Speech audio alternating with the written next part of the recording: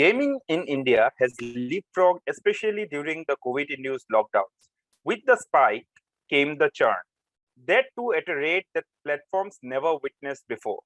Therefore, the discourse changed from what attracts the gamers to what keeps the players.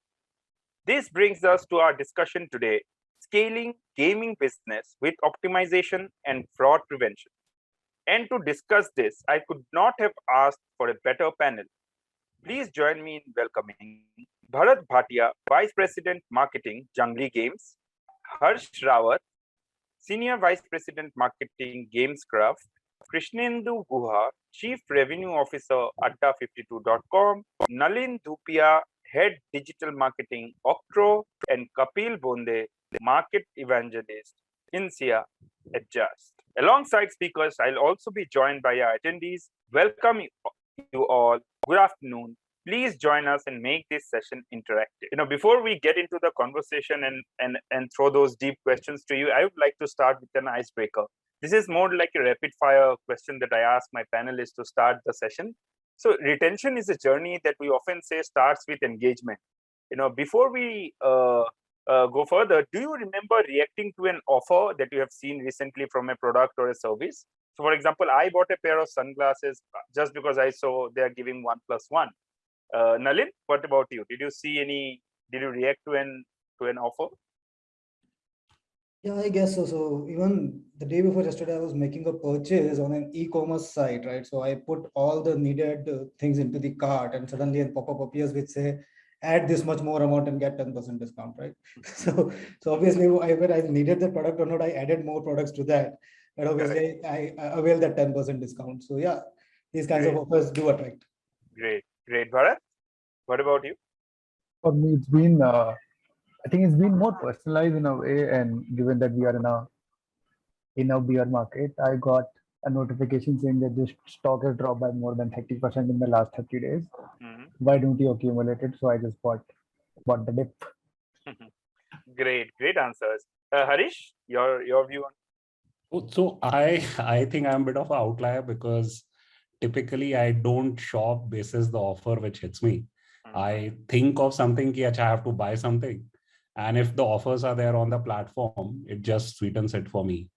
So maybe a bit of an outlier here. I don't know how that helps your question, but I typically don't look at so much on offers, etc. Sure. Variety is always nice. Krish, your answer.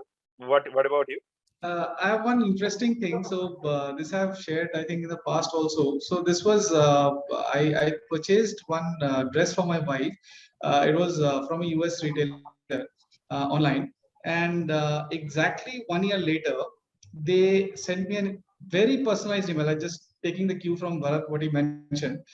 It was so personalized that they mentioned that last year you purchased the blue dress for your wife, and this was the brand you searched for, this was the price range you looked at, and here are some of the suggestions, and it was like amazing. Wow. So that was itself like, even like, say for example, if I was thinking of buying something else, I eventually purchased that thing. So it's really feel good factor. So engagement is like, without personalization there is no engagement today. Kapil, your view? In my case, it's all the food apps which are tempting me to try new dishes every time. So try new is a standard code which I've been using every time. So that's the thing for me. Great. Let's eat more and try a new set of dishes. Thank you for Cult Fit will also target me with another offer to lose weight. And soon you will have an offer for shoe as well. So the chain goes on. Thank you very much for such warm participation. And now it's my time for initial remarks from all of you. And so I would like you all to weigh in. What in your view is critical to ensure higher retention? And here we are speaking about retaining user, mapping customer journey, and increasing customer LTV who are exposed to alternatives all the time. Nalin, we'll start with you.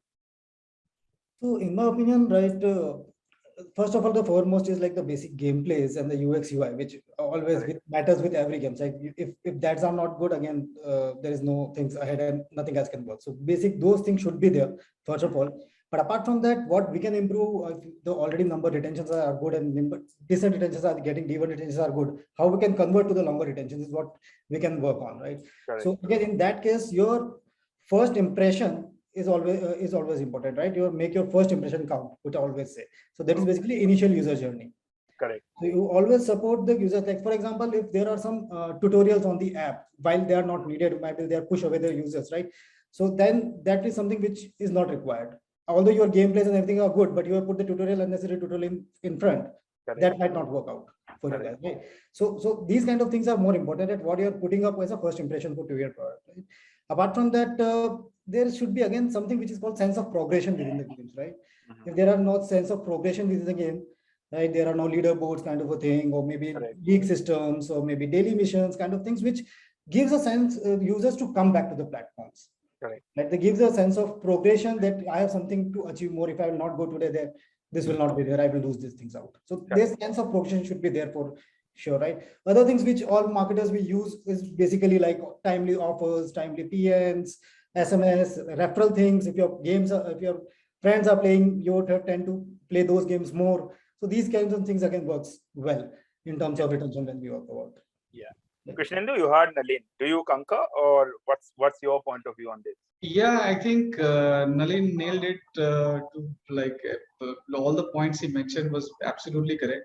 See, I also believe that when a person is entering your app, so like we always have believed, the first impression is the last impression. So when a person is joining your app or your site or anywhere, the first impression that he's getting, that is long lasting, because he remembers the journey, the experience that he's going through. So starting from as soon as he signs up, or the sign up process for that matter, how smooth, flawless it is. Because if it is good, he will tell to like 50 people that, okay, yeah, this is good, this is working well. And those actually help in a lot of refer a friend scenarios where he will ask his friends to join in. Did you try this app? This is really wonderful. And then how you onboard him. Like say for example, we are all in the gaming business, and a lot of time you get users who are not used to playing your game, or they don't know the rules and regulations of a game, especially for poker. If I say for a that it's still a niche market, and it's not widely spread as any other game for which is there in the market. So for us it is also very important to tell them, okay, how do you play that game? Because until and unless you know how to play it, just all click here and there and then you go off, and then you put him in a specific journey. And third, I would say that how exciting you are making that journey by introducing some gamification aspects, which Nalin mentioned already, like some leaderboards, some daily challenges, like you come every day, you get something, or there's always something to offer. So that hook is there for all these people, that make it very exciting as a journey. And personalization and timely messaging, yes, that completes the entire circle. Great. Bharat, your view on the critical aspects of to ensure higher retention. So I think Nalin and Chris have touched on a lot of because the people here are from gaming companies which span 5, 6, 10 years in their journeys. I think a lot of hygiene has been covered. What I would like to add to it is that, and if I look at the top cohorts for gaming companies per se, good experience and good retention would depend on the customer getting the required experience at every touch point. So I would not limit it to something within the product, or maybe the traditional methods of push, SMS, and email. For us, the customer care is an equally important part to have higher retention from the top cohorts, because these are the people who are exposed to the alternatives that are there in the market. These are not people who are 10 days or 30 days into their journey within the system. So for us, and I'm not saying that what Nalin and Chris have said is not relevant, but just over and above that, if we have, if let's say the customer care agent is talking to the customer properly, how soon are we getting back? What is our first response time? So if all of this is maintained and we kind of are within the benchmarks, I think that is where you understand if the customer, someone who's in the top cohort, will retain or not. Coupled with the consistency across messaging is that it should not be that, okay, I'm getting a message related to leaderboard within the app, and outside the app I'm getting a message related to some other feature within the app. So consistency across messaging, across all channels, I think is very important. And again, just purely talking from a top cohort perspective is because you would not want to bombard that user with 10 different features, because that person has already played the game enough for them to be in the top cohort. And I think last is what has worked for us is that how can I make sure that I land the user in case if I am operating a multi-gaming platform, how can I land the user to the game variant of their choice as soon as possible? If it's within one click, if it's on the first screen, then great. But can I just reduce the number of clicks for them to land to the game of choice? I think all these things have worked very well for us in terms of retaining the top cohort. Correct. Great. You mentioned CX, and we'll come back to it, Bharat. Harish, your thought on this? So a lot of points anyways got covered between the good panel here. I think because you talked very specifically about retention and Lifetime value. Bharat did mention about cohorts. I guess that's very, very important in every business, especially when it comes to gaming. For example, we keep a very close eye on all our cohorts. We have extensive segmentation on our users, cut by various parameters, let it be internal transaction data, or let it be an external view of these customers basis versus various personas, right?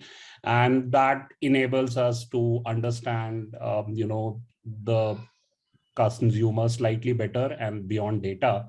And that allows us to craft personalization at a level which is more contextual and relevant to the action which a user is doing, right? So guys talked about personalization, but it also centers around what cohorts basically is doing what kind of events and ensuring all these events are being tracked, right? So you have to think cohorts, you have to think about what action users are saying, and measurement becomes extremely important because you will do a data modeling on top of all of this.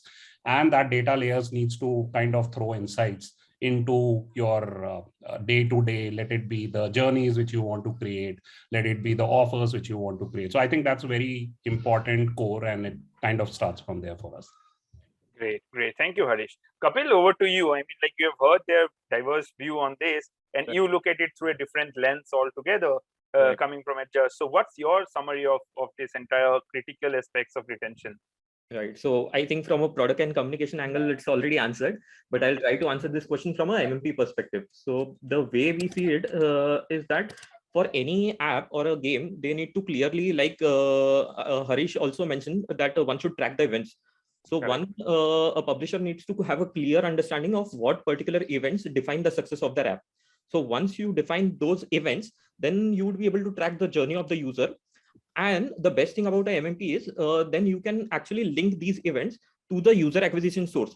So basically, then you will be evaluating all the user acquisition source basis your own KPIs and not basis standard KPIs like, let's say, CPI or CPM cost and so on. So which most of the platforms go for.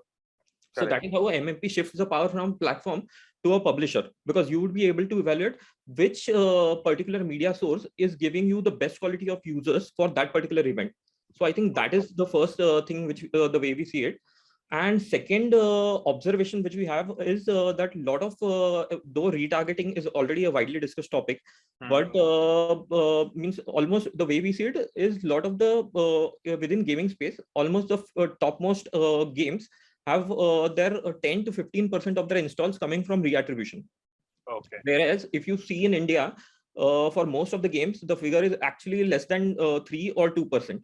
So basically, there means it seems like most of the UA managers are highly focused on acquisition, doing UA, but I think an equal emphasis should also be given to retargeting efforts, because if you look at a retargeted user, he has already come across a lot of steps. Like, for example, let's say after serving him 1,000 impressions, let's say at a click-through rate of 2%, there were 20 clicks. After those 20 clicks, he installed. So like you have already got that user at the lowest end of the funnel, and now he's lying dormant over there. So segmenting your dormant users and then reactivating them, which actually happens at a lower cost, will drive a higher ROI.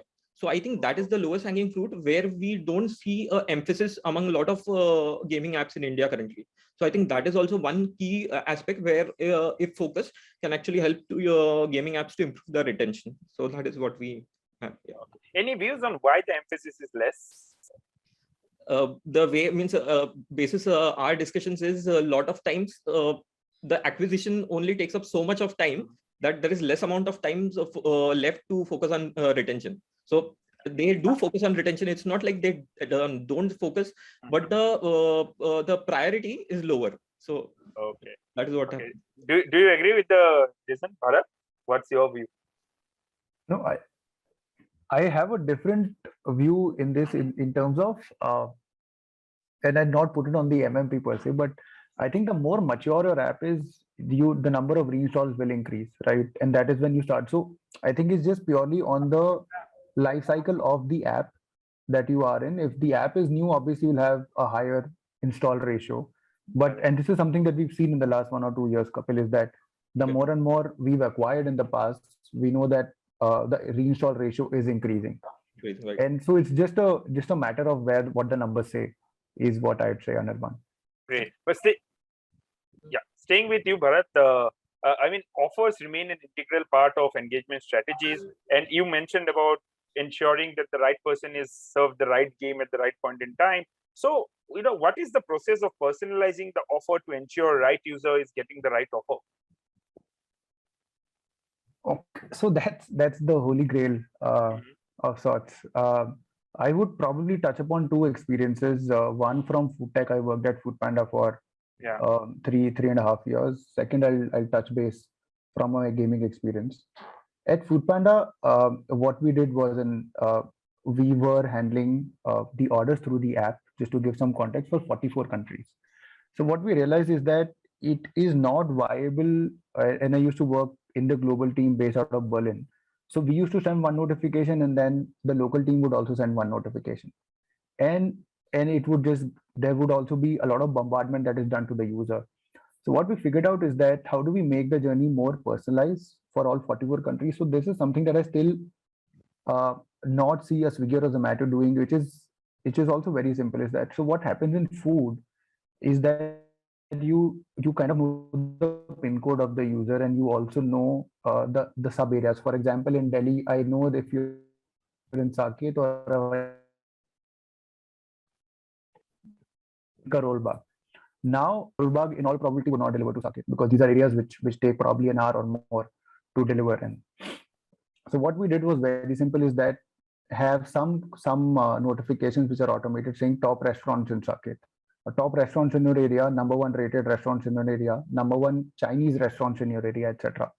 And these are notifications that gave us a 40% increase in CTRs and a 60% increase in conversions. And then we replicated it across all the 44 countries and the sub areas that we were in.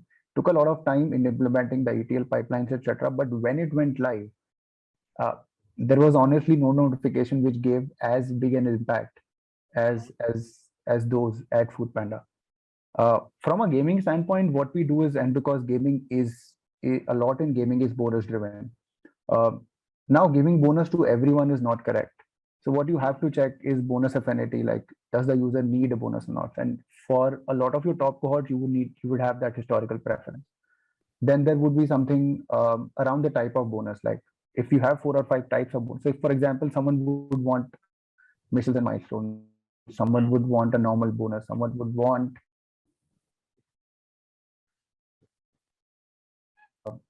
instant cash being given to them in terms of, so do I need an offer on that game variant or another game variant? Then if I'm a high wager user, do I need an offer tailored to me? If I'm a low wager user, do I need an offer tailored to me? Then am I being churned or not? Is there a high probability of churn? So do I need to go very aggressive with the offer? If there is a low probability of churn, can I be less aggressive with the offer? And I could go on and on in terms of cohorts. And as Hari said, like you will have multiple cuts in terms of cohorts. Like, am I an old player? Am I a new player in the system? So basis all of this, multiple cohorts, there would be users who would lie in either 2 or 3 or more cohorts. That is where cadence comes in terms of, okay, can I target? So how do I know that there is a user preference to a certain type of a bonus? So then in that cadence, one offer would have a higher probability, one offer would have a lower probability, and that is how we kind of give offers to the users, because we've seen is that in India, while a lot of uh, the users are dominated in terms of or have a preference of bonus, there will be a lot of users who don't care about the bonus. They just come here to play the game. They come here for the experience of the platform. So how do you just optimize that so that your PLL looks better is something that that we work on. Great. Thank you, Bharat, for summarizing it. Harish, I would like to know from you. I mean, there is an abundance of data, and you often talk about it. How much of it are actually insights, or what we call real-time actionable insights? So the data question is an interesting one, right? Because I think one thing which no company today lacks is data. Any team you see, you go and say, oh, I have data. But when you go and ask, what do you do with it? There is a lot more needed there, right? So there is one thing, as I said, data, there is a lot, and it's increasingly become complex. Because, for example, I talked about events, right? Every team will come and say, oh, I want to track 1, 2, 3, 4, 5 events. Marketing is tracking 100 events. Product is tracking 100 events. So you have like data, but at no point no one is asking, what do you do with it, right? So essentially what is then becomes extremely important is how do you organize this data in meaningful format, right? And this is where our typical Tableau or BI tool kind of comes in. This is where our analysts also come in, but we have to ask what they are doing, right? Essentially the presentation of data or the visualization of data. The insight mining only happens when the data starts answering actually why. And the actionable piece which you said, when you get a why to answer and you take a meaningful business decision, that is when it happens. Right now, a couple of cases which comes to my mind are, for example, think of your data around payment gateway failures, right? You have a system which is collecting payments data. You have a system telling in that payments are failing. And you also then, if you have this data available to you, what you should have a system in place is to reroute all these transactions. So for that day, you're not losing customers, right? And then this is an actionable insight for you if done in real time. And we have seen a lot of action on this, right? You see Swiggy or you see Zomato or multiple e-com platform where this happened. The other case in point is your typical churn modeling, right? Multiple apps profess that they have churn modeling enabled on them. Or you can build your own in-house tools basis the current data saying XYZ users will churn. And then that is when you can end up saying, okay, signals are showing XYZ users are churning and I need to do something to stop that churn, and do that something is your actionable angle there, right? Similarly, we create journeys by looking at data saying that, okay, X numbers of users, when they register, they deposit their first, or they deposit within X hours or X days, right? And we have journeys in place to activate users beyond this threshold. So all this is like data coming in and us creating some objectives or us creating some action, which is very close to business objectives. Now, what we need to understand is that all the actionable insights centers around certain business goals. They centers around certain context and relevance, and anything which goes outside this takes your action and all for a toss because it won't do what you are expected to do. The other challenge with this paradigm is that a lot of this is use case driven, right? So you actually are thinking upfront that, okay, what are my potential use cases? How are these use cases generated? Some of them you know from experience, some of them you identify by gaps, some of them you identify your discussions internally with folks, right? And then you set up your analytics around it, you set up your actions journeys around it to drive what you want to retain with you.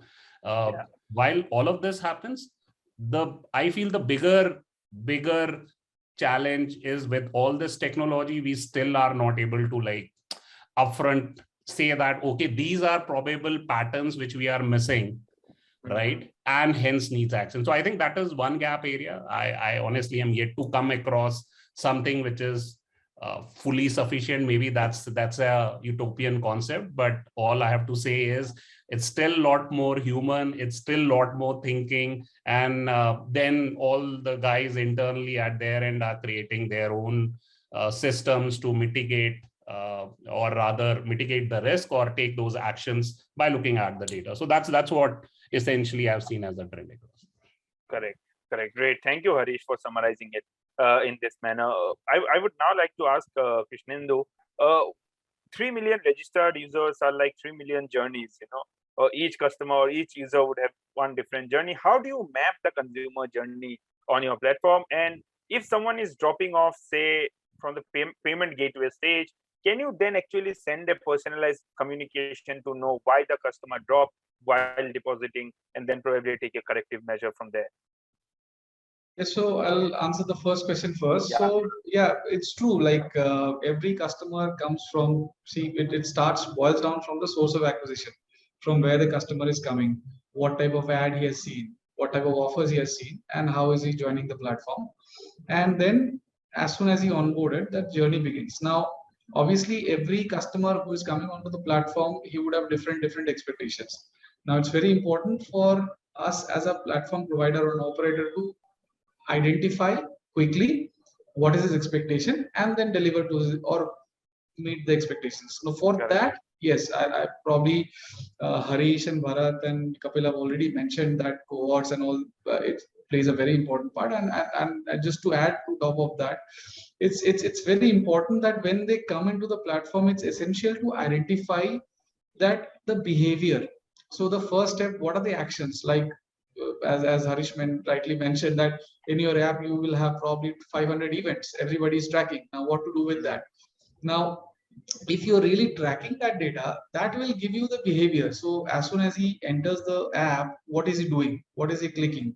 Where is he going? What type of game is he playing? What type of stakes is he playing? Is he winning? If he's winning, then what is the winning percentage? What is the losing percentage? Or if he has balance in his account, he has still deposited, not deposited, has he used the free bonus, or like there could be endless possibilities. Now, obviously, you can't create if there are let's say 4 million users, you can't create 4 million journeys. Now you have to pick up different points which are connecting dots. Basically, you create groups out of those and find similarities. Like, say for example, there are 5 different parameters which you find, okay, these are probably similar. Customers coming from channel A who's behaving in XYZ manner, they can be clubbed together and form to one group. So depending on their activities and behavior. Similarly, you form those groups and then you start nurturing them through your journeys. Now you map every journey according to the way they have been acquired and the way they have shown their behavior. And one simple thing that we, like all marketers use, is basically the RFM technology, which everybody uses. So you start using that as a basic guideline to drive your user engagement through that channel. So how many times he has come to your platform in the last 2 days, or from day 0 has he transferred to day 1 or not, has he deposited or not, or what is the frequency of his visit in a particular day. So all these actually map. That eventually helps us to define those journeys, and then accordingly they fall into the journey and you take it forward. And this continues. So it's not that end. So one is the onboarding phase, and then the second part is obviously during his life cycle, his transactional behavior, his gameplay behavior, his any other information that we see. In India, we usually don't get much of an information from outside. Probably if you have some, there are companies which feed you this data from his other social behaviors. But yeah, so whatever information you can take out from that. Coming to your second question, which is the payment gateway drop. Yes, that's one of the challenges I'm sure everybody has faced. And we also used to face that for some time.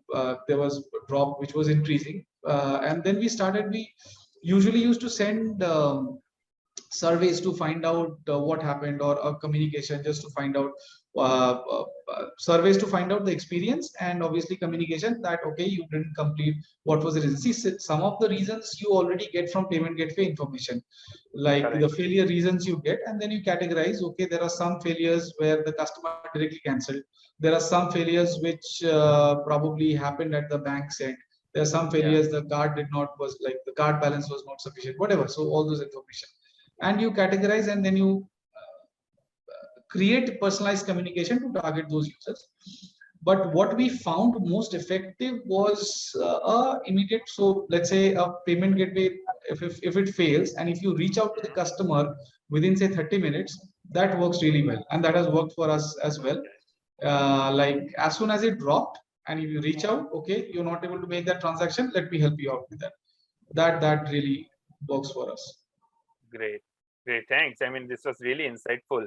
Nalin, I would like to know from you. I mean, gaming user base is as diverse as it gets, and India being a mobile first market, every individual holding a mobile phone is potentially your customer. So how much of your marketing efforts therefore is dependent on artificial intelligence or machine learning? So basically, like most of the marketing, so the current scenario, marketing is majorly dependent on AI and machine learning, right? And hence we are getting some time to discuss these things. Otherwise, we were focusing on the marketing yet. So right. So basically, let's say for example, if you talk about performance marketing, right? So in performance marketing, as Kapil mentioned earlier, that we transfer data to the platforms via MMPs, we transfer data directly via the server-to-server integrations. All these data actually what we pass is through for the AI and the machine learnings. And as the data passes to any of the channels, obviously they optimize themselves to the broad niche, like more niche targetings and the targeting which we have defined to refine those targeting and get us more accurate and more proper KPI-driven users. Yeah. Right? So that's where the machine learning comes into picture. Apart from that, even if we'll talk about programmatic buying, right? Platform leverage machine learnings to bid on ad spaces relevant to target audience in real time, right? Even those programmatic buyings on the branding are dependent on those things, right?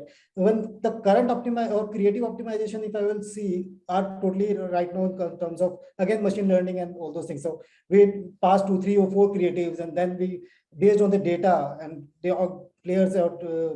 The platforms get optimized on the creatives level, and those creatives are being leading to the good quality things and good quality users we are getting on board because of those creatives. Right? We use even data or AI to predict the user's behavior in the longer journey. So based on this first 2-3 days journey, we define and predict the data that how the user will perform in the longer scenarios, 6 months down the line, 7 months down the line. So these journeys again helps us to determine that whether these channels, particular channels are good to go ahead with, not good to go ahead, which to go. So these kind of things we always do in terms of again machine learnings and AI learnings. Another example would be like the chatbots, which is again an AI machine learning, but chatbot directly do not market it out. But whatever information you get in terms from the chatbots, the messagings, the customers' information, based on that, you can define your marketing strategies and marketing communication strategies, right? So hence chatbots are again an essential component. Apart from that, we always use in terms of segmentations, remarketing campaigns. Again, all these things have been done with the AI and machine learning. Correct. So from conversational commerce to AI and machine learning. Great. Thank you very much, Nalin, for summarizing it. Kapil, you have heard all of them speak. So now, from your position, what do you think are the best practices when it comes to, marketing for games or mobile game marketing, as we call? Okay.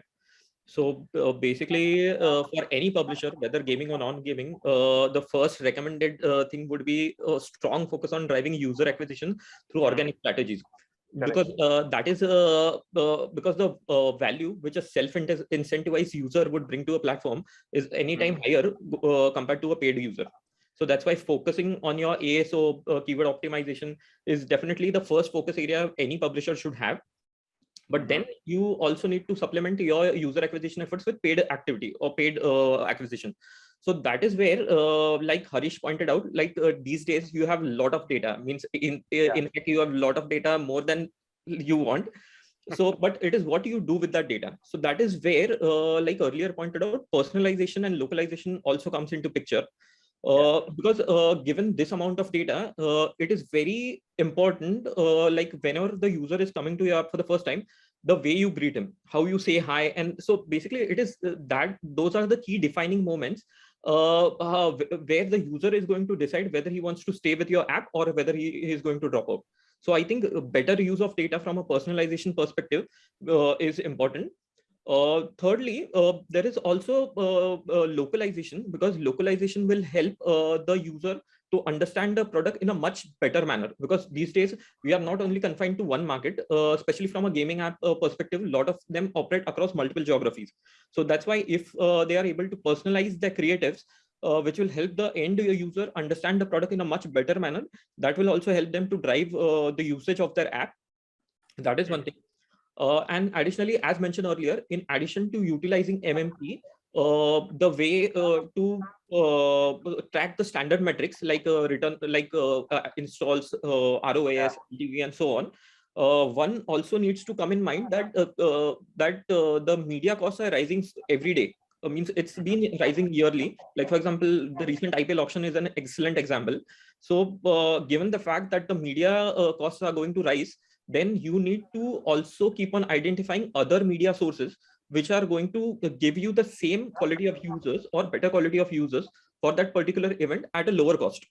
Correct. So that is where a MMP also plays key central role. And I'm not talking only about like a Google or Facebook as acquisition sources. You can also, with MMPs, you also have the power to, let's say, evaluate email marketing or SMS marketing or influencer marketing, whether they are able to drive users for that particular event, which have a higher ROI.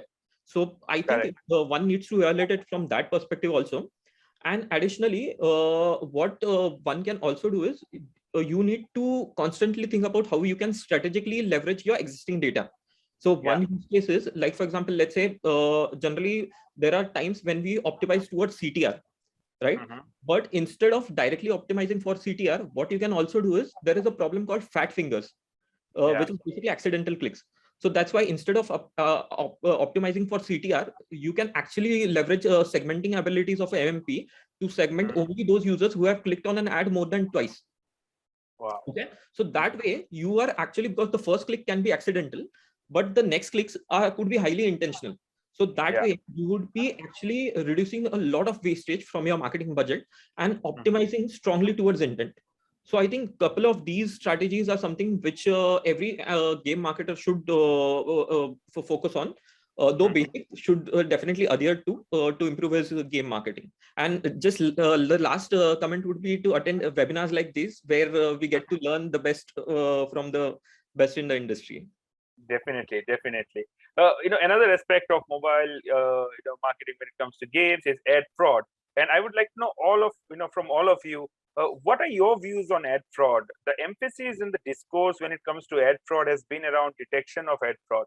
But by then, when you detect, you have already lost a significant amount of your money. So do you see a significant move towards prevention of ad fraud being highlighted, Malit?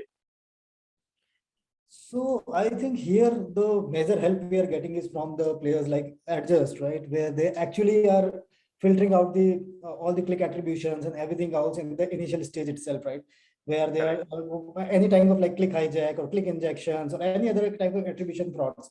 We are actually removing those terms on the flush filter. So if somebody is not getting those thing or not attribution, obviously they will not spend much money on those trying to optimize or trying to do those stuff, right? So hence we are getting this help from these guys.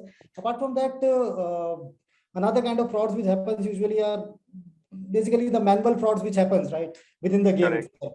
But for that manual frauds, the only data which we have is like based on the initial user journey or initial first day activities. You can just filter them out on sources, filter those sources out or publishers out, and can remove those things away and keep that away. Right, this is what we are doing as of now. Great. Bharat, what's your view on the shift towards discussing more about ad fraud prevention and not detection? And do you think technology can actually play a bigger role here? Yeah, so I think it's been more than 10 years since I've been in the ecosystem, and fraudsters now are highly evolved. I think in terms of just being like click farming as the biggest type of fraud, I think that those days are over. I think people are much more smarter than that.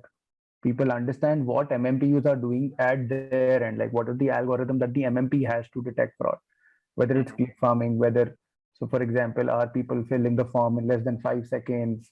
Are people moving from install to registration in less than 2 seconds? Are people having multiple installs or registrations from the same device ID? Are people using dummy email IDs to get the OTP? Now it's moved to dummy mobile numbers also to get the OTP, etc. Because India, as you said, is a highly mobile-driven country, right? Yeah. So you have all of this now built into the fraud ecosystem is what I'd call it, right? Mhm. So now prevention is something that I think everyone's moved to the next level at. Detection, as you said, the technology obviously can play a very, very, very big role, because right now, if you do it manually, the person has already committed fraud and gone out of the system. You can have a lot of proactive checks, which I think a lot of us have learned the hard way, especially in gaming, Correct. where fraud is pretty, I would not say it's as prevalent as it used to be, but everyone has their own journey. So Correct. technology can do that in terms of detection, but the only downside, and my ask from a lot of MMPs also, is that how can you help us in reducing the number of false positives?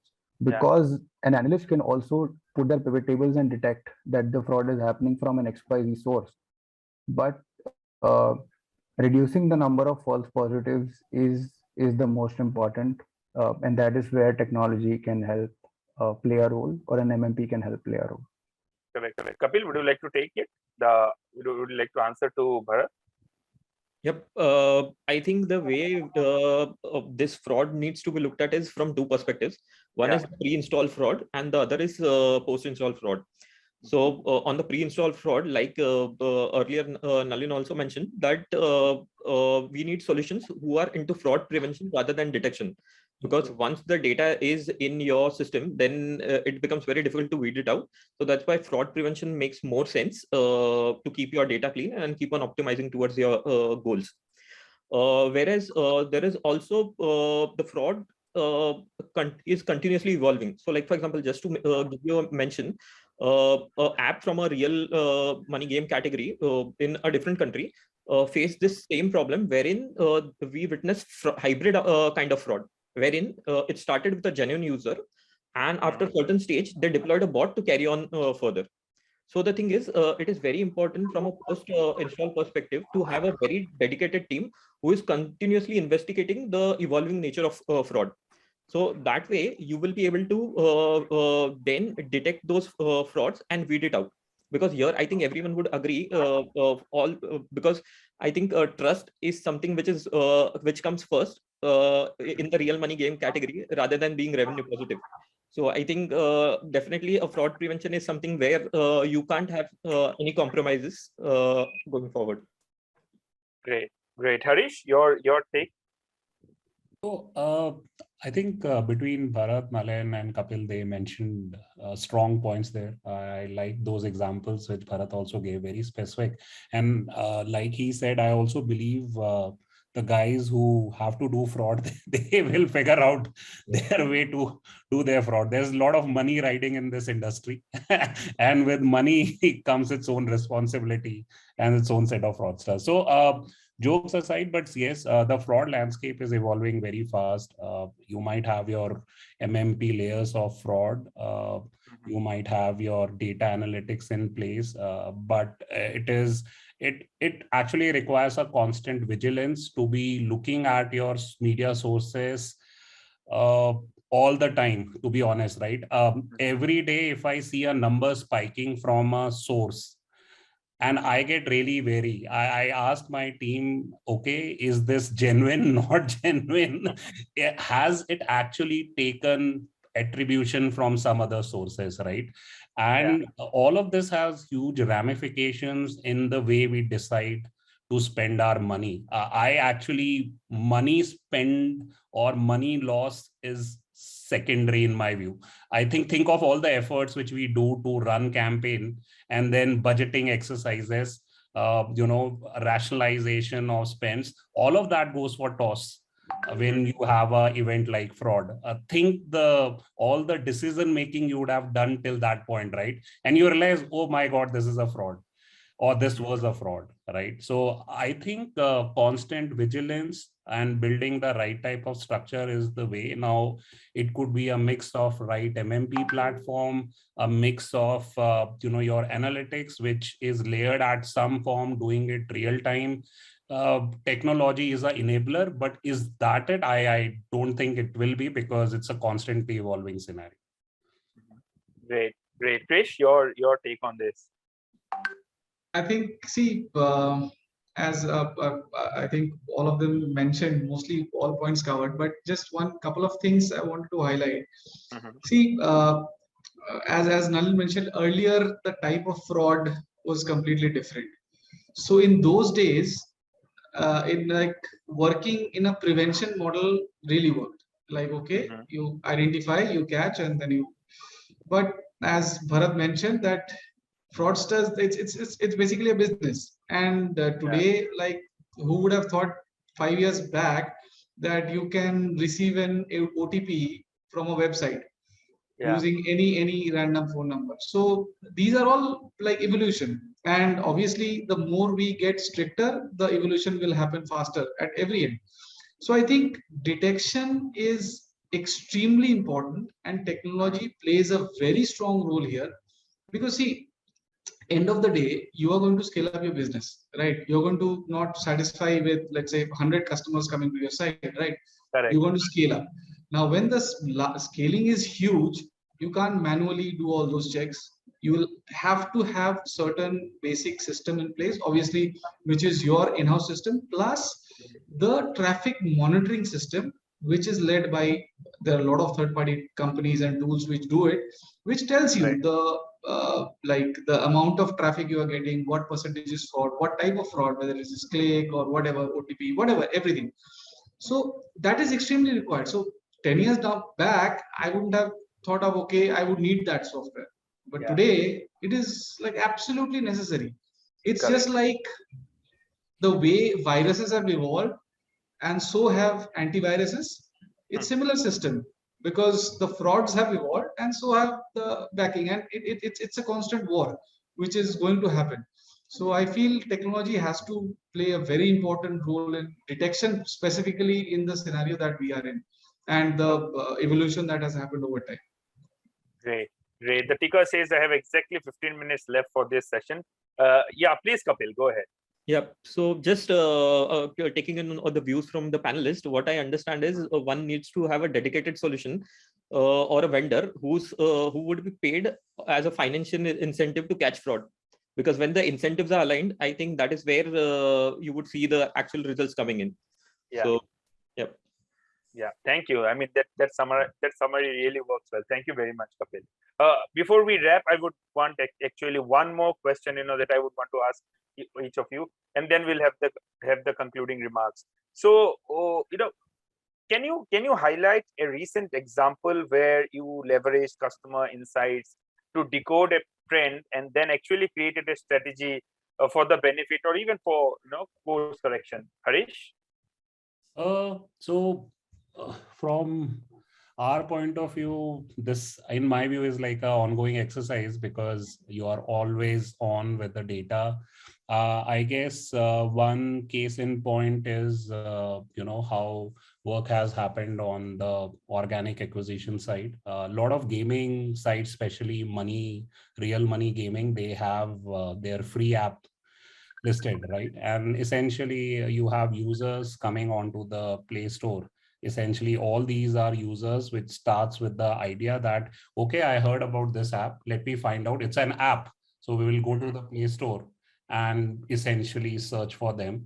But there is no Play Store app for real money, because as per Google policies, you're not listed on the Play Store app. So essentially all the gaming sites now have their free app listed, which is avenue for the users to kind of come onto the Play Store, experience what the app is about, what the game is about, and then essentially search for the product, then come back to the paid app. So I think in this case, we leverage the insight saying that a lot of users are coming organically searching on the Play Store, but there is no app there in that ecosystem to kind of help take care of that. So that's one angle of the insight. The other one is a slightly deeper insight around referral, where when we were looking at our data, we realized that, okay, there are X number of users who actually never deposit any money, but they are referring. And as I said, and in the context of fraud, etc.,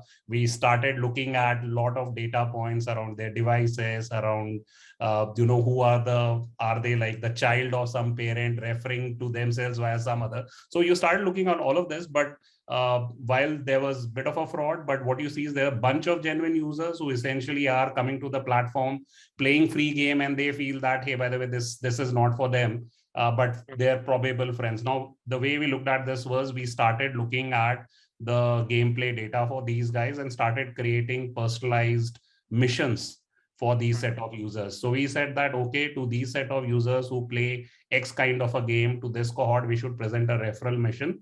And once we presented the referral mission, what is the spike in the referral we got from cohort? So that's how we leverage another insight around this. Great, Harish. Thank you. Bharat, your take on this, which is unique to your case? Oh, I think what Harish said is a very good point. What I would say is that, again, insights depend on how you want to mine them. Everyone, with the same data set, you can have 3 different insights. The product team would have a different point of view, the marketing team would have a different point of view, and the BI team would have a different point of view. And it also depends on the kind of KPIs that you would want to drive. I'll give an example. India, again, being a mobile first economy, you would want as less friction as possible in terms of the easiest registration method possible. So you have email, you have OTP. Now and you have Facebook and Google as registration methods, which are pretty prevalent, right? Now what you also have is Truecaller, where you don't even need to enter the OTP, right? So in all knowledge and in all understanding, given that you have made the journey easier for the user, you would obviously get more users from the same level of installs that have been done. So your install to registration ratio will increase, which would impact business in a healthy manner, in a positive manner. Now, what we figured out is that while your install to reg ratio has increased, given that you made it easier for the user to register, maybe you're getting people with less intent. So the registration to deposit and the deposit to revenue funnel might not be as lucrative. So while it is very counterintuitive that why is that happening? It's the same user, right? Someone who's registered through Google or someone who's registered via Facebook or mobile OTP. So how is the customer behavior changing for the same customer when you are just making a simple change to your registration method? That is something that we realized after being on those methods for a very long time. And when we figured out that, okay, it is not that a goodness or a positive interference in some part of the funnel. It is not necessary that positive intent will continue lower down the funnel. So that is when we made corrective action in terms of, okay, how do we now optimize registration methods at a platform level so as to get high intent users? Correct. Great insights. Nalin? So again, I think most of the guys have actually covered the product part of it. I would say from the what I will take an example from the Teen Patti as a game, right? We have a Teen Patti as a game where we have tested the creative part. So like when we have tested like 3D creative, animated creative, more funky creatives, video artists, everything, right? So the idea was that the more the creative will be, the creative quality of the game will be good, like, or we will show the quality of the game, and maybe the conversion rates will be higher. But to the surprise, basically, the most simplistic 2D creatives with single lines or single content have worked the best for us in terms of CTRs or in terms of conversion rates, right? So it's always depends on that's what had worked for Teen Patti, but that's something which will not work for poker as a game or rummy as a game. So that's consumer. Each and every game has a different consumer, and different kind of consumers behave differently, right? So that's what we have learned and we have implemented, and obviously we have seen a very good rise in on like more than 30% conversion rate has been improved in terms of even with this simple creative change. Great. Wow, what an insight, Krish. Your insight?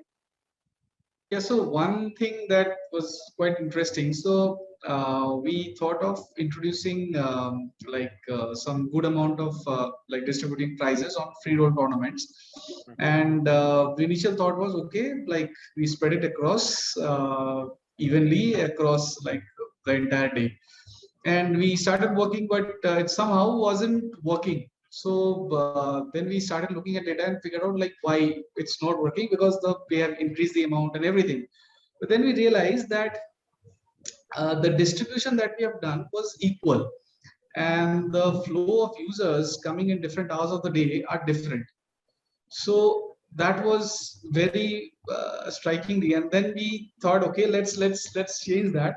So then we increased the amount of prize money for where the volume was higher, and kept it lower where the volume was lower, and that started working really well. So that was something which was pretty interesting. It's like it doesn't make so that one thing that taught me was like, even if you give higher price pool or a huge amount of attraction, but if your traffic flow at that time, say for example during office hours, is low, it will not going to suddenly increase because you have increased the price pool.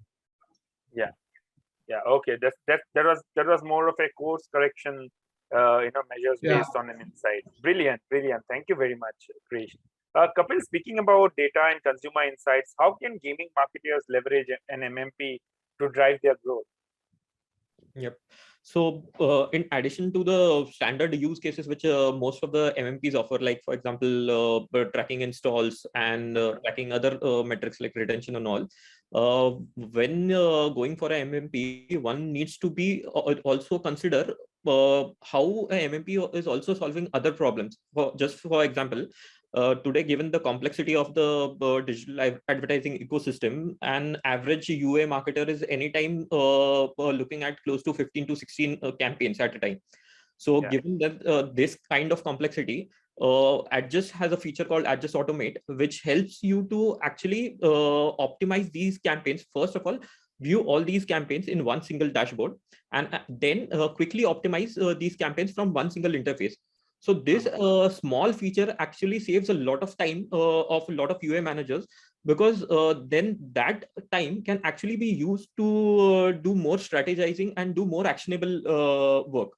So I think this is a small use case, but I think this is very what we say impactful one when looking at an MMP.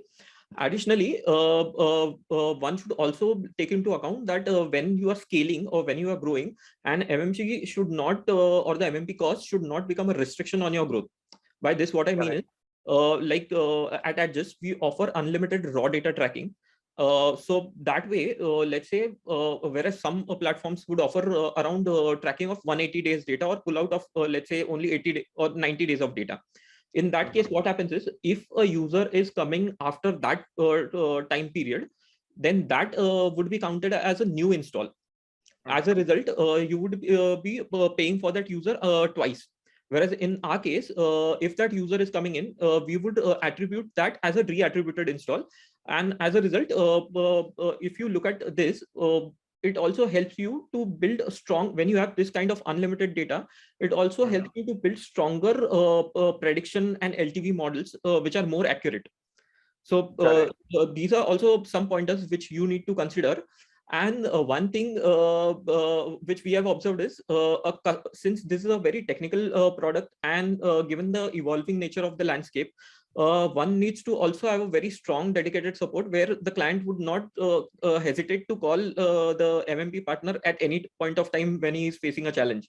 So I think a strong support is also something which is a key USP whenever you are going for an MMP. So I think these are a couple of pointers which I think everyone should keep in mind, apart from the standard offerings which all MMPs offer. Great. Thank you very much, Kapil. This brings me to the last question of this session. And I would like all of you to sign off with this concluding remark. As gaming in India continues to leapfrog in this economy of scale, what are the two opportunities that excite you the most? And at the same time, what is the challenge that keep you awake at night? Nalin. So gaming is actually growing a lot, right? So as the gaming is growing, there are new opportunities coming up, like metaverse, esports, Web3 space. These are the new exciting spaces which you need to learn about and need to grow about and think about, like what are these into, what they will convert into in future. Right? These are the things which excites you. Obviously in India as a market, gaming is growing a lot. So that excites altogether as well, because you are in this industry, right? In this growing industry part of the United. Apart from the challenges which always there in the RNG segment is the basic challenge which is related to legal regulations, which regulations will be appearing and when the change is going to happen. So this is something which you always need to be worried about or take care about, like apart from that, I would say the challenges, for every marketer, the basic challenge is always is to how to scale the things up while keeping your EBITDA positive. For EBITDA, not like if not getting much effect on the EBITDA, right? So this is something which is challenging, and always in the future when competitions are growing and markets are the players are growing. So obviously this is something which always you need to think about and think about the new strategies and all that. Correct. Bharat, two opportunities and two challenges. Okay. I think I've been in the ecosystem for the last 5-6 years now. Everyone used to say कि gaming will see its time under the sun. मतलब अपना time आएगा types.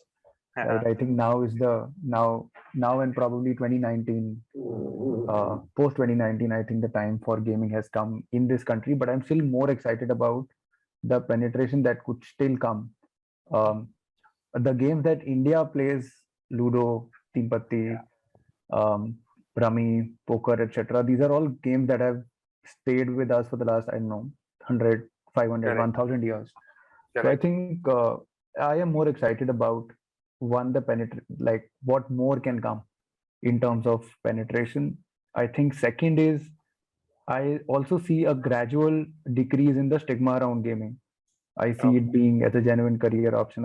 Like it's not just esports, but you have now a lot of professional daily fantasy sports players. You have professional rummy players in India.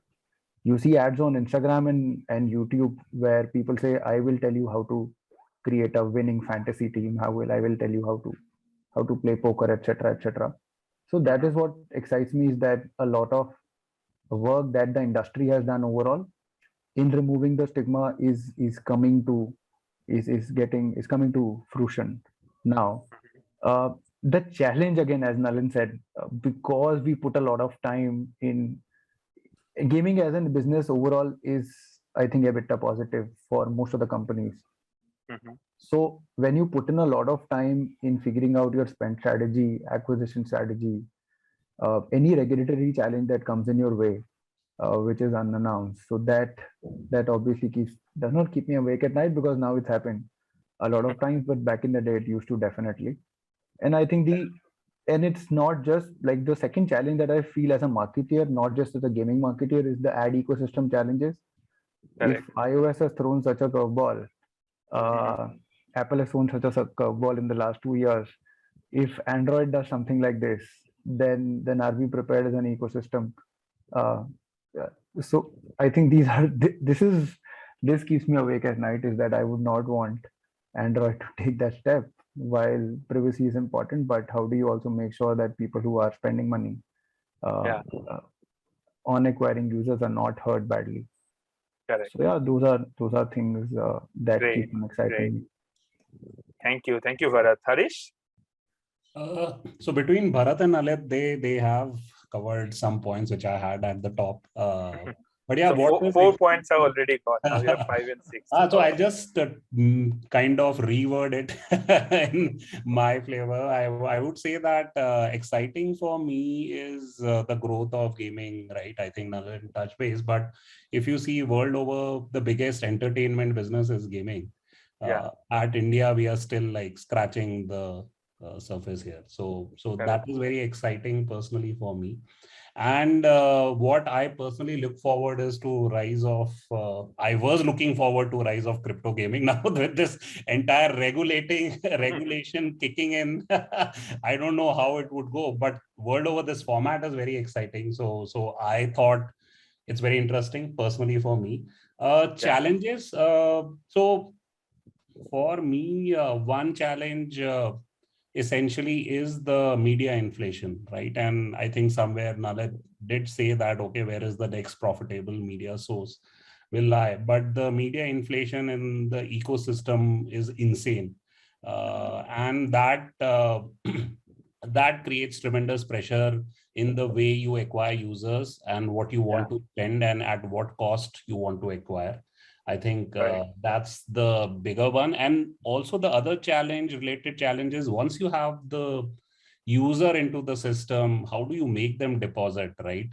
While Bharat did say that the stigma essentially is coming off, it's kind of going, but I still feel that given where we are today and where the industry is poised to grow, making users play, real money game, and I talk from real money game, giving them enough confidence to say that, it is okay to play real money game. And more than that, it is okay, please come to our platform to deposit money and play. I think those are very strong challenges with the ecosystem itself. So these two probably I would rate top for me. Yeah. Krish, your answer. You have an ace and we are at the river. So your call. So actually, Nalin, Bharat, and Harish have summed up really nice. I just want to add like one point probably. So see, for us, one big challenge is poker is still at a nascent stage. Yes, I understand gaming is still nascent in terms of India, but still, if you look at games like Ludo, Rummy, and other games, they have actually penetration, like very high penetration as compared to poker. So the excitement part, yes, that we still have a huge amount of penetration which can happen, and poker being like originating from West, it's really helps to drive that. So that's really exciting, and obviously India being a huge market and I'll tell you till 2019. I was working outside India, and obviously in a gaming company, iGaming company, and there people at that time they were not even thinking about India as a market. So that time it was still like, okay, Southeast Asia, that's the market. So China and Vietnam and Indonesia and Malaysia and so all these. But post 2020, 2020, people started flocking in, and post I came back to India, like I came back in 2020 and people started calling me and okay, I want to invest in India. I want to start my so that actually tells that the entire world, and if you have seen this over last few months or maybe last 7-8 months, the amount of companies who are based outside India, foreign companies, they are like putting in money and they're like trying to penetrate. So it has a huge potential. So that is very exciting from an Indian standpoint. Now challenges, yes, one of the biggest challenge. So if I go back 10 years and compare this, so probably yes, people have moved out of that social stigma that yes, real money gaming, okay, there's something I can put money online. So that part is there. Obviously 2020, the lockdown has helped. But still, I would feel that there are like Harish mentioned, that there are people who really think, and it's a majority of people who still feel that okay, do I want to really pay money, even if it's 25 rupees or 50 rupees? They'll still think twice because I'm paying online. He will probably buy a cigarette pack of like 300 rupees without any second thought. But for entertainment of this cost, even at a 50 rupees, they will think twice because it's online, and probably the game, whether it's a game of skill or game of chance, that thing comes up so in his mind. So that's some like one of the biggest challenge that I feel, and that's still a worrying factor apart from all other points that Nalin, Bharat, and Harish mentioned. Thank you. We end with you, Kapil. So you are under the spotlight. So I'm pretty much excited with the kind of games which are going to come up, because like before 2020, if you look at there weren't many games in the top 10 from India. Like right now, Ludo King is one game which is consistently there in the top 10 in terms of downloads. It is still an Indian game which is among the top 10 games. So I think we will definitely continue to. We are in that growth stage. So I think there are a lot of quality names which are going to come up in future. So that is something which keeps me excited about it. But on the challenges front, like Bharat mentioned, that Google's privacy sandbox, that is definitely something, being a measurement company, keeps us awake at night.